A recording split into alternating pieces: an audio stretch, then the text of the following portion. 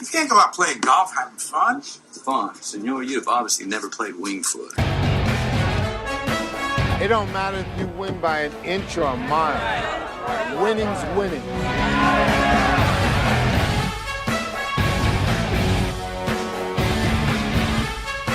You've got to be kidding me, Vegas. Monday night. There's my picks for this week. Now, if you want next week's picks, I can give you those by Friday. Good evening, sports fans, and welcome to Wild Card Weekend with the Wingfoot Locks. Greg Hoyle with us after what was a very positive 2020 season. You know, we got here, we're in the playoffs, and I'm very optimistic that everything is going to go smoothly to the big game. What do you think there, Greg? Yeah, I've got no ill will heading into the playoffs. Happy they got through the season. And what was the text I sent you? Playoffs is when we eat. Yep. We usually pick them good during the playoffs. So That's it. Always looking forward to it. A smidgen of we've got at least a 10-year tradition of going out to my buddy's place out in Harrisburg. And I think we're at least 10 to 12 years into that. And that's going to be cut to an end this year. So we'll pick that back up next year. But it's always been a wild card extravaganza out there in good old Harrisburg, Pennsylvania. So all good things must come to an end, and we'll start up another streak next year. All right. As long as the best thing that happens when you break a streak is to start a new one right away. Get back on that horse as soon as you can. So next year, absolutely, I like to hear that. So speaking of streaks, is there any team on a better streak right now than the Buffalo Bills as we head into the playoffs, man? Putting up a 50-burger on those Miami Dolphins. I was impressed by what their backups did in the second half of that game. You know, I thought they were going to call off the dogs, and I thought Miami would mount a comeback at least a little bit. But I think with a performance like that, I'm glad that the Miami Dolphins are not in the playoffs right now. I'll say it. Oh, certainly. Yeah. That was a game that frustrated me. I sent you a little note there too that game kicked off, and I don't do a ton of live wagering, and I didn't get the +3, and I was like, no, this isn't. Well, first and foremost, I was going to do a first half play on them, and then I was like, it was like just even in the first half. I was like, no, I don't like it, and I jumped to the full game for +3. But in doing such, I missed out before kickoff. So, like, when they started to roll them, I was like, I'm such an idiot. And what are you going to do? But impressive looking team. With that being said, we're not going to leave anything to chance. With labor being imminent, we're gonna go ahead and have Greg put in his picks as we go through this today. So that he is literally going to be locked and loaded in case Labor Day comes. Yep, we got Krista's due today. It doesn't look like little Greg Jr. is coming today. So yeah, we're gonna do live picks here as we go through the games. You'll see my attention drift to my left screen. I'm gonna put the bets in because, don't want to miss a good handicap game because you're in the hospital. And if he has to get up and run out of the room at any minute, you'll understand why that's happening. So, that's an added level of excitement here. It's like a big play, Indeed. Sudden change of possession. Hey, man, maybe we could make sports gambling podcasting history here and deliver a baby on video. Dude, that would go. That would definitely go viral. This can't happen. That cannot happen. Oh boy, she would never let it happen. All right, let's get into these games. As exciting as all of this talk is, the Buffalo Bills here, man, 6.5-point favorites against the Colts. The Colts were within a whisker there of winning the division as things were going back and forth on Sunday, and they find themselves now they have to take the trip to Buffalo. Frank Reich is familiar with it, led the biggest comeback there with the Buffalo Bills against the then Houston Oilers, I believe, at the time. So he knows a thing or two about Buffalo, but Josh Allen and the boys have things rolling over there. 6.5-point favorites the Bills are in this one. Tell me what you're thinking right now and why. So we were talking about streaks earlier, and basically if you're paying attention to the Indianapolis Colts game, it seems like every single game kind of plays the same script. It's like, hey, I've seen this happen before. You were asking me, hey, what happened to their defense? I feel like they get out to these big leads, and then the defense loosens up a little bit. And in like that Pittsburgh game, for instance, they got way too comfortable, almost got way too comfortable with Jacksonville, right? And they started letting them come through the back door. So just like we did last week, we played on the Colts first half, and that was a winner. We're going to do Colts first half again, +4. Little concern. I think the primary concern is they're going up to Buffalo. They're a dome team. They're not going to be, playing in a dome. They're going to have to deal with the elements. But I do think that this, with Jonathan Taylor, who used to play in this type of elements out of Wisconsin and everything like that, I think, they've got a pretty decent run game, and they're not chucking a ton of balls downfield that I think that they won't be too immobilized by going up there. And I think that defense, right, will play really well like they have in the first half. So I don't have the guts to do the full game because I've watched them let second half slip away. So I'm going to do the only thing I can, and I'm seeing a +4. It looks like lay 120 on that, but I'm going to take the first half of the Colts.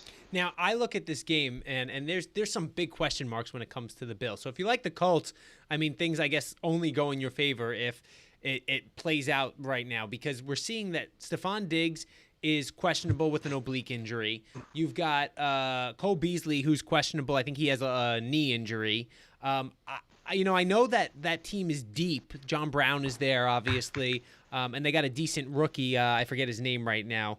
It escapes me. But that team is very deep, but I don't know if you take Stephon Diggs off of that, if you take Cole Beasley off of that. Now we're talking about like two of their top wide receivers out there. I don't know that they can make that up against what is a good defense in Indianapolis. So if you like the Colts, you go that way. That being said, man, just seeing what Buffalo has done time and time again, they have won all of those games that they needed to. I thought that Miami defense was a good defense too, and they just made them look absolutely ridiculous. And they do it on all phases of the game. Special teams, I think they returned a kick last week too. So, when you take that into account, I think the coaching edge, McDermott's a great coach. It's back and forth in this one because I like, obviously, what they're doing over there in Indy.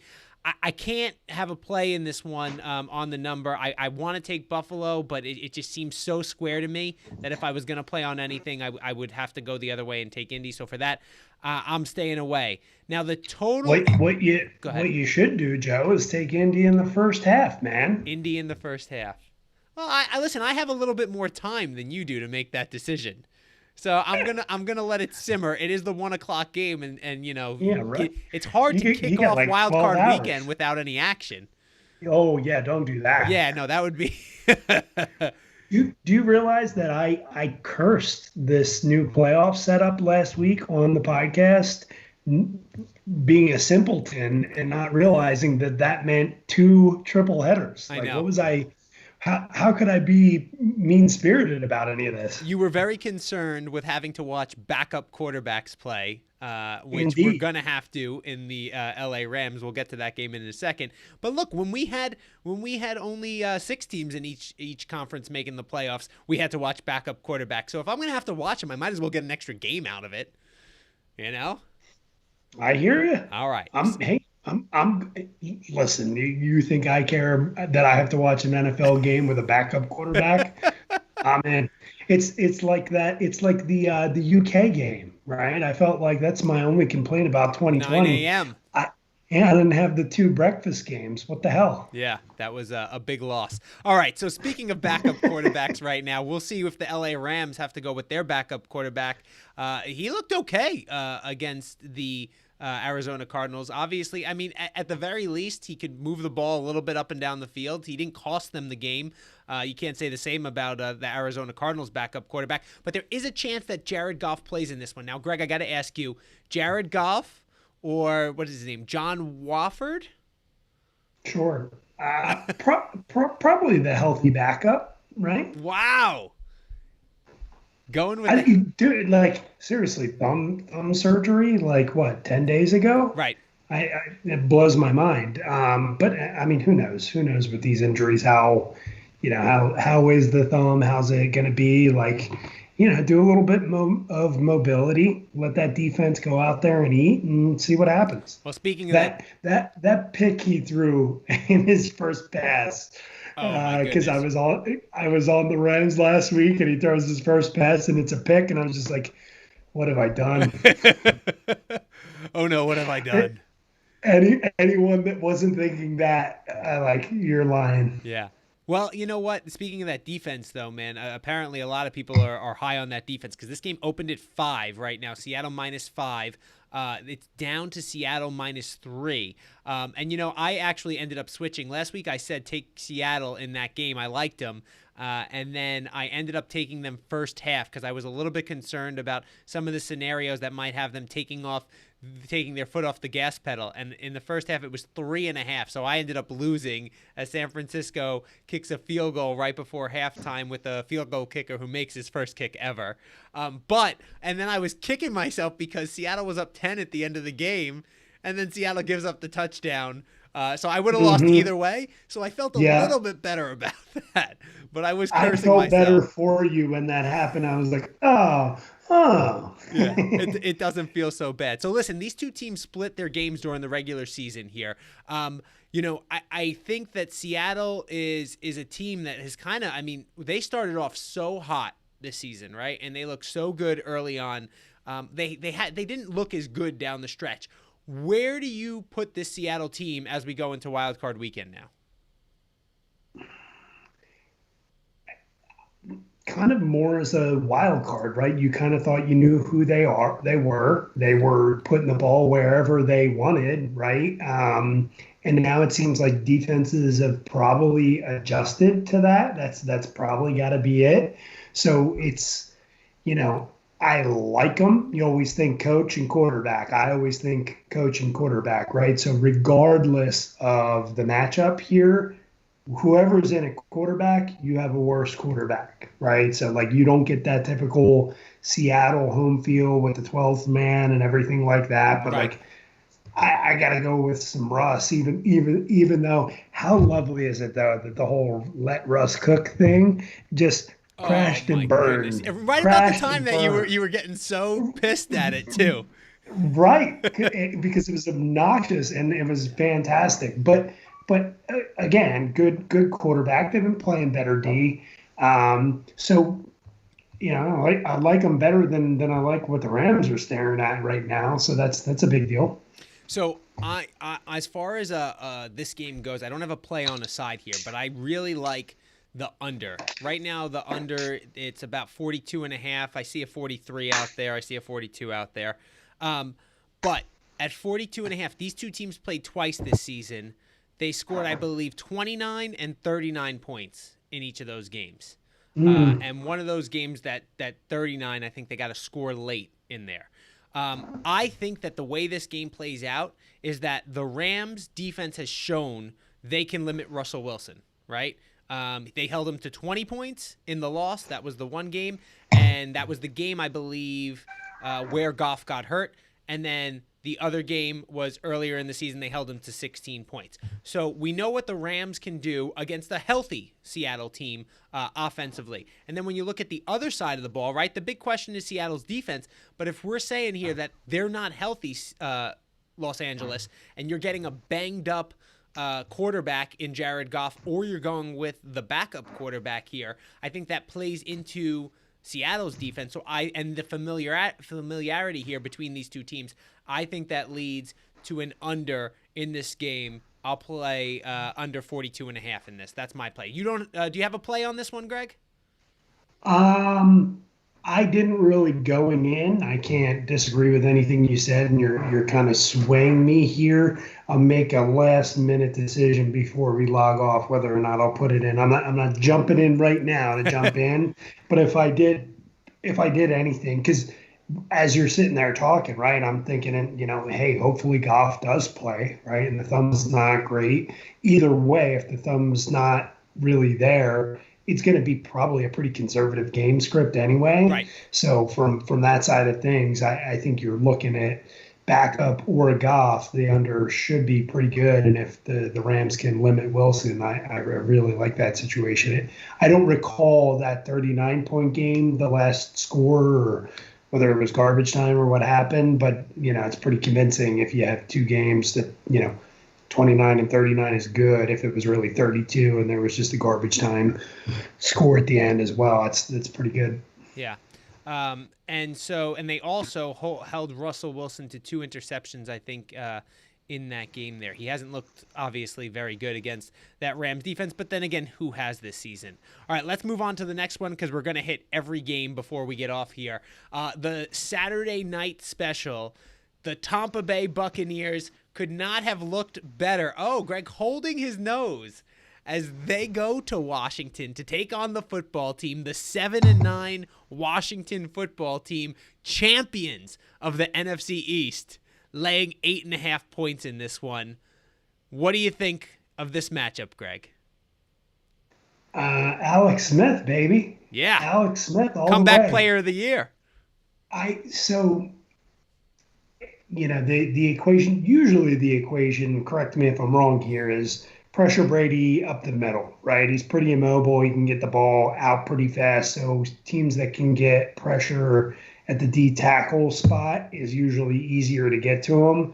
Right. But you really just want to get him off his launch point. So that's always been the equation to beat Tom Brady is pressure him, and especially pressure him with the front four. I love when people say that though, because tell me what quarterback that is not a scenario to beat them, right? We're talking about the GOAT, yes, and we're trying to find with your front four. Yeah, just get pressure on the quarterback with only your front four linemen, and that the quarterback's going to burn you. That's not going to happen ever. Well, it's not an incorrect statement, so Right. correct me when I. No, but everybody says it. I've heard it everywhere. But yeah, that's true of any quarterback ever. If you can get pressure on them with just 4 players up front, they're going to have a tough time beating you downfield. I don't know. I think Russ cooks when you put pressure up the middle. Yeah, not with 4 guys. Maybe if you got it. So I think it's just like the first game of the year, right? Strength against weakness, right? And that's what we were saying about the Redskins was your strength is your front four on defense. And then games that, what did we say? Was it 5-1? They're 5-1 in games that Alex Smith is starting. Yep, so and you that's have straight up. They're 5-1 straight up. Right. Yeah. Right. And the way I like to refer to Alex Smith is he's a professional. He's a professional quarterback. He's not Dwayne Haskins, right? So when you think about the NFC East and it being a bit of a joke, if Alex Smith is healthy and he's trotting out there, he's a pretty darn good quarterback that's serviceable. So I wish I had tape though from both of us when he came in that game against the Rams. And we were talking about how please stop showing this. His family looks like he's going to die out there. That still gives me anxiety just thinking about it. The look on his wife's face was just like you felt for her, right? So, but he's making it happen. Absolutely. I never disliked the player, right? I've never been like in love with Alex Smith, right? I think he's got his limitations, but he's always been an above average, serviceable quarterback. Hence the winning record that he has when he trots out there. McLaurin's going to be back. Gibson's going to be back. That's good. They've got the defensive line there. So I just think I don't love Arians as a coach. I love Tom Brady. I mean, I died on the Tom Brady Hill last year. We went head to head against that. Mm-hmm. So it has nothing really to do with that, and just more. I'd like it to be a low-scoring game, right? If you like the idea of, hey, if the Redskins are in it, it's going to be a tough-fought defensive game. I'm more into the Redskins and the under, kind of correlated tease or parlay. Let's get the team name right, man. It's the whole season. It's the football team. And I'm really hoping they stay with the football team. I don't care. Obviously, I've been calling them the Redskins this entire little rant here. Yes. My bad. Oh boy. The football team Yes. known as the Redskins. Formerly Formerly, known can I as. call them? Can Yes. I call them formerly known as the Redskins? Absolutely, absolutely. I'm with you. I'm with you on the Washington football team this week, and let me throw a couple things out there. Okay, teams with a 500 or worse record in the playoffs since 2004, 6-1 straight up, 7-0 against the spread. Think about that. Now, the good. thing that's different this year is many times. Small. Yeah, I mean, Small sample size. we got 10 games going on here almost. This will be two more this year, so we'll see. It's going to be interesting to see what happens in this one because there's no fans, right? That's the thing. Usually when this happens, you're talking about a division winner who has the fans. Think back to the Beastquake game, right? Where the Seattle Seahawks upset the New Orleans Saints, or the one game that stands out in my mind was the Tim Tebow-led Denver Broncos that upset the Pittsburgh Steelers in overtime on an 80-yard touchdown pass to Demaryius Thomas there. So there have been a lot of these games. I think it's significant where you look at it and say, okay, it's cause for pause right there at the very least. Then I look at it and say, okay, I've been on Tampa the last 2 weeks, right? They have played some of the worst defenses. Everybody's talking about how well their offense is playing. They have played some of the worst defenses in the league down the stretch. So I love that because public perception is they are clicking at the right time. They played Atlanta, I believe, twice in there and struggled. Let's not forget, Atlanta was beating them. They needed a big comeback. And we know that Tom Brady and Atlanta just equals a big comeback in that one. They played that game against the Detroit Lions, where Detroit didn't have any play callers out there. They were dealing with their own COVID-19 outbreak. And then, of course, they end the season again against Atlanta and look very good putting up points. What concerned me watching that one was the fact that their defense didn't seem like it was playoff ready. They weren't making the stops they needed. That offense seemed playoff ready, but that defense did not. And so I look at that as a little cause for concern going into this one here against the best defense that they've played in about, a month to 2 months. And so for that reason, I am on Washington this. One other note, you mentioned the pressure over there. When he was with the New England Patriots, what was the game plan there, right? It was short passes. They had one of the best screen games. It was the slot receiver. This passing game is one that takes time to develop. You have to get the ball down the field, whether it's Evans or Godwin or Antonio Brown. You need time to do that. I don't know if he's going to have the time this week against that front for Washington. And the last thing I'll say is the last coach to win with a losing record in the playoffs, none other than Ron Rivera with the Carolina Panthers. So he's done this before. Give me the comeback player of the year, the coach surviving cancer. Washington has been through everything and then some this year. I think they at least cover this game. I'll take the 8.5 points. Sounds like a movie 5 years from now. There you go. Dennis Quaid could play somebody in there because I feel like he's in all those movies. Was the Beastquake playoffs the same year as the Tebow to Demaryius Thomas? No, I think they were. I think it was a year after. I think 2010 was Beastquake, and 2011 was the Denver Broncos over the Steelers. I feel like we watched the Beastquake game together, but I can't be certain of this. It's quite possible. All right, let's go to the next game here. Oh, do you want to talk about you? I have a note here for you on the correlated parlay with the under. Do you want to talk about that? I just put it. I put it at the end of my thing that if you want to go, if your thought is, and this is kind of where I'm leaning, I'm just going to go with the +8.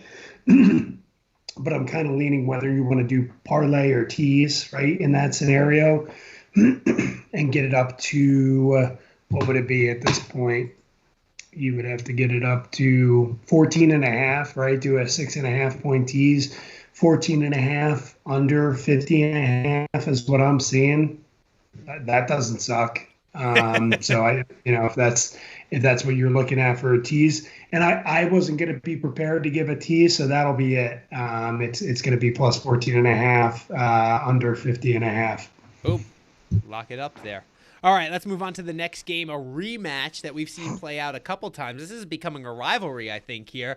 Mike Vrabel and the Tennessee Titans win the AFC South. They get to host the Baltimore Ravens, who have looked good as of late, running over absolutely everybody in the league, quite literally. I think they had more rushing yards in the last 4 games of the season than any other team in the NFL. With that, really, that 3-headed monster is really just more of a 2-headed monster, and Dobbins seems to be exerting himself as the lead horse there far and away down the stretch. He had a nice end to the season here, and I think they plan to ride him here.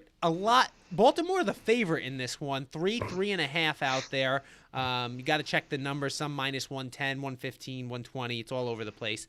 But this is a really interesting matchup. Obviously, the Tennessee Titans ended Baltimore season last year. They won in overtime this year when the two teams faced off. But that Tennessee Titans defense, Greg, Swiss cheese, baby. oh my, that's insulting to Swiss cheese. Like, I feel really bad right now, but they cannot stop anybody seemingly. And that showed itself again against the Houston Texans last week, as they needed that game to make the playoffs. So what do you make of this game? First of all, Baltimore being the favorite on the road. Disrespectful, Yeah. right? And I like it. Get the boys up, right? So everyone's saying, hey, what's wrong with Baltimore? What's wrong with Baltimore? After they lost that game to the Steelers, who then limped into 4 straight weeks. Well, 4 out of 5, right? That Colts game was impressive, them coming back, right? Just with the doctor's order, you play the Cowboys, the Jags, the Giants, the Bengals, and the Browns, right? Browns being the best team, obviously, with the best record there. But that's who the Ravens have gotten to play the last 5 weeks. And this is what saved them, right? This is what's made them look really well. And they handled that schedule. Good team. I think I liked them multiple times during those weeks. You'd be crazy to not be a little bit concerned about Tennessee's defense, right? People are going up and down on their defense, but that offense is potent, right? And if you're talking about, and I always talk about it, head coach and quarterback, I trust Tannehill 10 times more than I do Lamar Jackson, right? Where he's gotten schemed out of the playoffs. Right. I think he's got a lot to prove, but I don't know how good of a thing that is that he's got that much to prove. Like, that's a lot of pressure. What's he 0-2 now in home playoff games? He made a comment which really perked my interest up, that there's a lot of great football players that have never won a game in the playoffs. And I went, what? Whoa, Yeah. Jeez. Yeah. See, that is. Whew, get a PR person to talk with them and do. Joe, you tweet at him, right, and just say, hey, you want to know how Let's to walk that back a little bit here.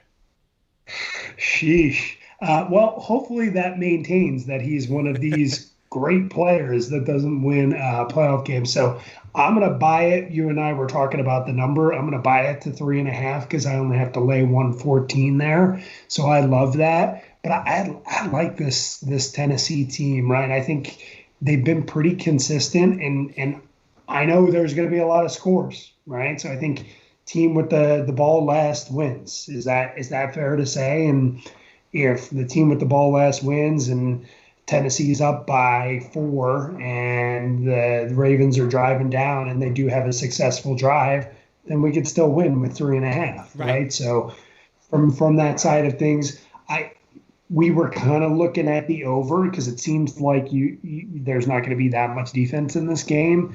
I was a little intrigued with the first half over of 27, but I'll probably just do the +3 minus 114 and move on. So yeah, and actually, I'm going to get much better odds, by the way, but from when we talked 20 minutes ago, because right now it's +3 plus 106.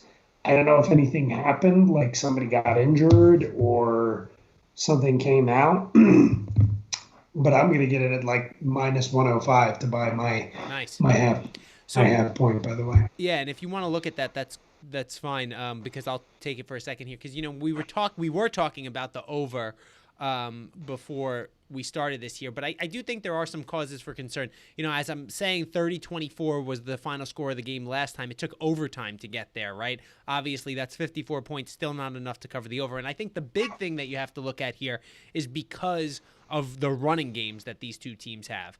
That if either of them can't run the ball, it's going to be a struggle for their quarterbacks out there. And I think, obviously, we have to say Baltimore has the better defense of these two teams, that it's going to be a little bit harder for Ryan Tannehill to overcome that defense if he doesn't have the running game with Derrick Henry. But the thing is, he has actually looked pretty good against the blitz this season. I think he's got, I was looking at this before we came on here, I believe it was like 10 touchdowns to 4 interceptions when he's been blitzed, which is what the Baltimore Ravens like to do to bring pressure. So I think that they could get burned, on some deep shots there. And that complement of wide receivers is just, I think, one of the most underrated groups in the league, with Brown and Davis and, Jonnu Smith emerging as a really solid tight end out there and a huge threat in the red zone. And the other thing that I think is going to be key, we all talk about Lamar Jackson's ability to run the ball. I think Ryan Tannehill does not get looked at enough for his ability to run the ball. And even if Derrick Henry is there as a decoy, man, on those read options, you can't not go with Henry. You can't not go with Henry. You have to let Tannehill take that, because next thing you know, Henry's gashing you. So it's going to be interesting to see how that stable of backs goes against Derrick Henry.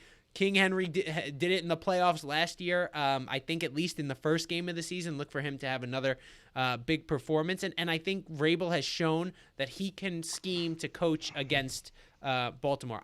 It's so hard for me to go out. I was big on Tennessee last year. I've been on them so many times this season. I can't say Tennessee in this one, but I will tell you it's Tennessee or pass, right? That defense just scares me so much. But it's 3.5 points or pass on that one in my mind.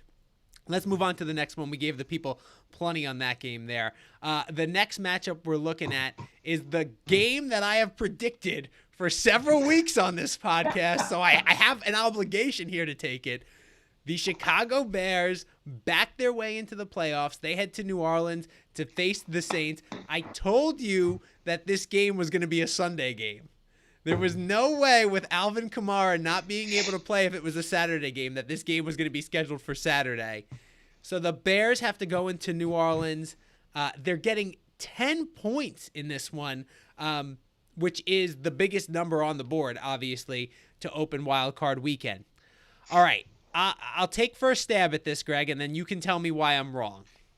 You're taking only stab at this one, brother. Go ahead. Go nuts. You can hold me to account. Hold my feet to the fire here. So we already talked about the teams that are 500 or worse in the playoffs and the success that they have had, right? Especially against the spread, because they get no respect. The playoffs is like I think part of the reason for that is because the playoffs is a fresh start, right? We saw in week 1 of this season, the Jaguars beat the Colts. Let's not forget that. Everybody has hope. Once you're in the playoffs, again, everybody has hope. The one thing that I like in the playoffs is defense. And this defense, again, I still don't think, I know what Aaron Rodgers was able to do to them last week, but if, that game got away a little bit late down the stretch. They kept them in that. There was that, it was a 1-score game until it was very late in there. So, I think that part of it is going to be very interesting. The other thing is that the Saints throughout the season have had a problem when it comes to pass interference calls and being a little too aggressive on the edge. Look, you got the better coach, you got the better quarterback. I can't argue with either of those things. I just think that the defense of the Bears is going to be able to do enough to keep this game close enough to keep the Bears in it in this one. They're going to be healthy. It was very interesting. I noticed that most of their defensive studs, like Hicks and Mack, were not practicing this week. And it seemed like it was just not injury related, just resting out there. So I think that I don't know how I feel about that approach by Nagy, but I kind of like trying something different and giving those guys a little bit of a break there, especially when they had that game against Green Bay, which was a tough one. I think that they can do enough. I think this game is going to be lower scoring. I think it's going to be muddied up. And we saw this last year. New Orleans has not had that success in the playoffs that I feel like that they should have had. Last year they lost to the Vikings in that first round. It just feels like this Bears team, I'm just looking past them. And I think that causes a little bit of trouble for the New Orleans Saints this week. I'm going to take the 10 points, in part on principle, because I've been saying it for 2 weeks, that I got to take the 10 points and that this Bears team is a dangerous team. I don't feel so bad that they lost to Green Bay, because Green Bay is that good, right? Like, they are both sides of the ball. Green Bay has a history of going. There was a lot to play for Green Bay, too. I don't feel so bad that they lost that game. They've been given a second chance. They've been given new life here. So they're playing with house money at this point. They're going to play loose. Go ahead, Greg. I'd like to debate that you're strictly picking this game on principle because you've predicted it and you're pot committed at this point. But you don't feel so bad that they lost to the Packers, because that's what they do when they play a good team. They lose, and they lose in a pretty convincing fashion. Are you bold enough to make the prediction a la 2012? While you were talking about this, I had my mind went back because it blew my mind when Alex Smith outdueled Drew Brees back in 2012 in that playoff game. Do you remember that? 2012. Was he with the Chiefs that year? No, he was with the Niners. Oh, this okay. was the 49ers, 2012, Brees on the road, back and forth, 36-32. I pulled up the box score because I wanted to make sure. Here's my major thing, right? With the Redskins +8, you're backing a professional quarterback at home. Granted, Right. there's no fans, right? But you get the same advantage that you get with the Chicago Bears, which is a good defense, right? But the other advantage is you actually get a good quarterback, right? Which I'm not giving Trubisky good quarterback. Yeah, right. Alex Smith is a professional quarterback. No, I agree. I always think that when they called him a game manager, I always thought that was selling him short. Look, the guy's won everywhere he went, right? He won in Kansas City. He won in San Francisco. He's winning now. So. Right. So what I'm challenging you is, all of 2012, man, put your money where your mouth is. The money line outright win by the Bears on the road at the Superdome. If I do that, then I have to go money line on Washington as well. And I'm not saying that maybe a little sprinkle wouldn't be fun to just throw down there. I think that the Saints have too much talent for that to lose this game outright. I do think there's just an element of looking past them. I also look at the fact that Tim Tebow, right, won a game against the Pittsburgh Steelers. I can't remember if I think that was at home, because I think they won the AFC West in that one, and it went to overtime. But it was just an interesting matchup, when it was devastating, is what it was. Yes, absolutely. Many hearts were broken that game. Yes. The last leg of many teases went out the window. So. Remember exactly where I was. I was actually in Conshohocken. I actually watched that game in Conshohocken that year, and it was on this street. I was on this street watching this game. It was at my buddy's place who used to live on this road. It's funny the bad beats that you remember. Oh, right? Yeah. I feel like so many pots that you've won, you never remember the pots that you've won. It's the bad beats. Of course. Well, let's get to the last game here. Speaking of bad beats, man, Cleveland basically holding on at the end of that game against Pittsburgh. I'm glad I jumped on Pittsburgh there as we were talking that one out. But with all backups, they didn't have two of their studs on defense. Obviously, no Ben Roethlisberger. And now they got to deal with COVID. And their play caller is not going to be there. This line opened at 3.5. Pittsburgh -3.5. It's up to Pittsburgh -6 right now. Is there any reason that anybody in the world could take Cleveland in this position? So it's not, at least the good thing is, at least from the research I'm looking at, and debate this if you've got numbers that are different, it's not as square as you would think, in as much that it's 40-60 is what I'm seeing it right now. So that makes me feel a little bit better.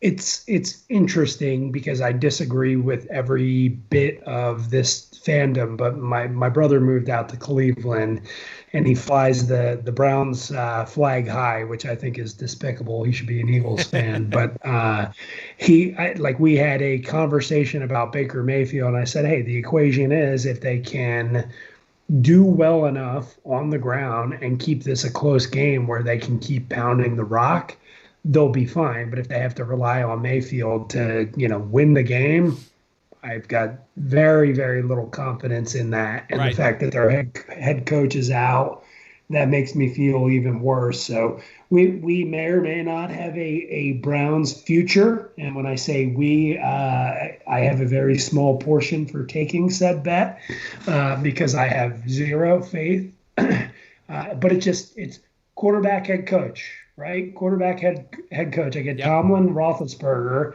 versus Mayfield, and their head coach isn't there. Right. Who's performing these duties? I probably should have looked into this, but who's calling the plays, and then who's taking over the head coaching responsibilities? I don't know the answer to this. I quite frankly don't care, but that's, to me, a very real question. So Alex Van Pelt is going to be the play caller, it seems like. And then there was the thing about how Kevin Stepanski can still call some Cleveland Browns plays. They're talking about, I think, scripting when they go in there. Oh, that's adorable. Listen, we saw how bad it was for Detroit, right? I mean, different situation, obviously, but they just looked hapless in that game against the Buccaneers. This is look. It's the squarest play, I feel like, and I see it at 61-39, which means all the money's got to be the other way, obviously on Pittsburgh. So I don't know that it was a money move. I think it was a situational move. The move it opened at 3.5, and before all this COVID stuff happened, they already had gone to like 4 or 4.5, and then COVID stuff happened, and I think it drove it to 6. But and my only thing there is, so what? Like, what, 4 and 5 are key numbers now? Like, look, who cares? Right. If I'm not at 3 and I'm not at 7, I don't care. I don't care if I get 4, 5, or 6. I'd prefer 4, obviously, because I'm not stupid. But I don't care between 4 and 6. I'm still going to grab it. Yeah.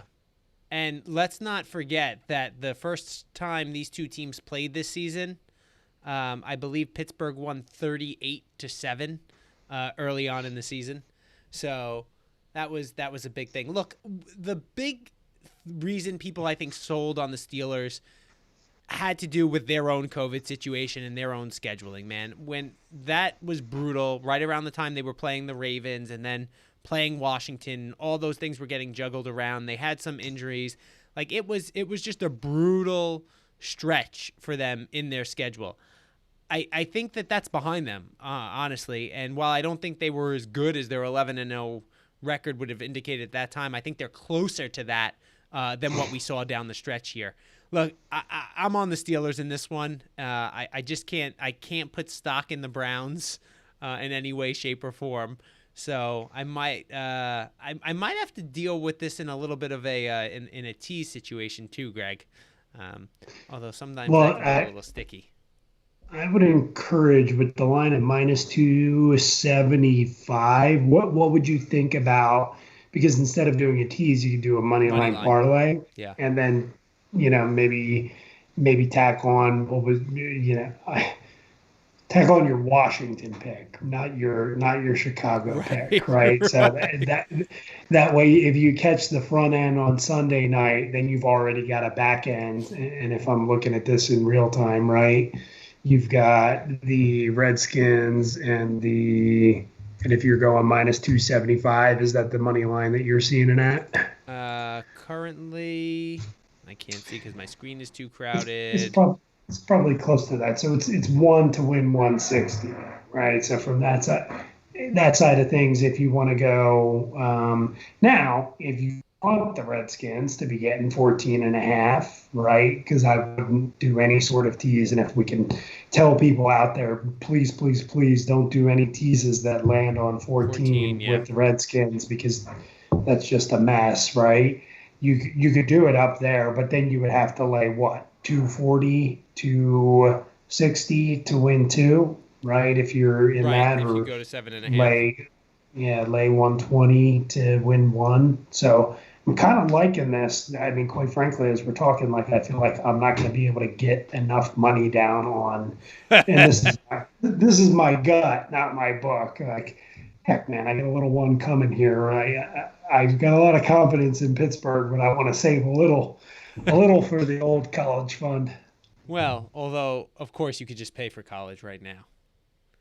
The Greg Hoyle homeschool. mantra: the less you bet, the more you lose when you win.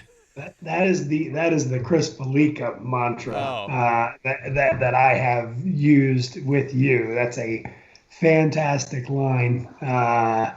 That, it's just a delightful thing that we love to hear. We'll get that on a T-shirt and start selling them next season. I think that's going to be on the little onesie that the little guys wear as we come home here. I've thought about getting some handicapping onesies for him to rock. So maybe we can put that out there. Is there a Wingfoot lock out already? By the way, does he go into playoffs? What do you mean?